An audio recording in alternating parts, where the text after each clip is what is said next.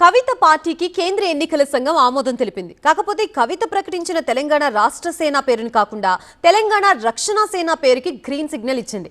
ఈ పేరుపై ఎవరికైనా ఏవైనా అభ్యంతరాలుంటే 30 రోజుల్లో తమకు తెలపాలని సూచించింది సిఈసి.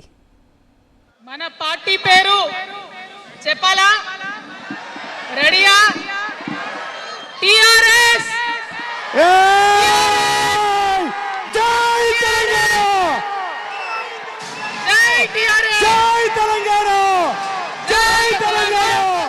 మాజీ ఎమ్మెల్సీ కవిత ఫుల్ ఖుషీలో ఉన్నారు. ఈ నెల 25వ తేదీన మేడ్చల్లోని అద్వియా కన్వెన్షన్ లో టిఆర్ఎస్ పార్టీ పేరును ప్రకటించారు కవిత.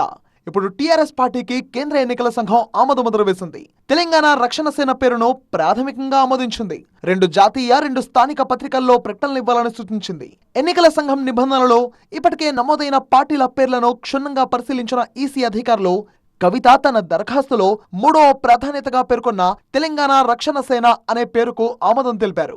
మరోవైపు కవిత కొత్త పార్టీపై అభ్యంతరాలు ఉంటే 30 రోజుల్లో తెలపాలని ఈసీ వెల్లడించింది. తన పార్టీ పేరును కేంద్ర ఎలక్షన్ కమిషన్ ఆమోదించడంపై కవిత హర్షం వ్యక్తం చేశారు. టీఆర్ఎస్ పేరు తనకు రాసి పెట్టినట్టు ఉందేమో అని అభిప్రాయపడ్డారామె. జనవరి 2026లో ఎన్నికల సంఘం నిబంధనల మేరకు 5 పేర్లతో దరఖాస్తు చేసుకున్నామని, అందులో 3వ ప్రాధాన్యతగా ఇచ్చిన పేరుకే ఆమోదం లభించిందని తెలిపారు కవిత. తెలంగాణ రక్షణ సేనకు కూడా షార్ట్ కట్ లో టీఆర్ఎస్ అని రావడంతో కవిత శిబిరం పండగ చేసుకుంటుంది. అయితే కవిత పార్టీ ఏ గుర్తును ఎంచుకుంటుందో అన్న చర్చ జరుగుతోంది.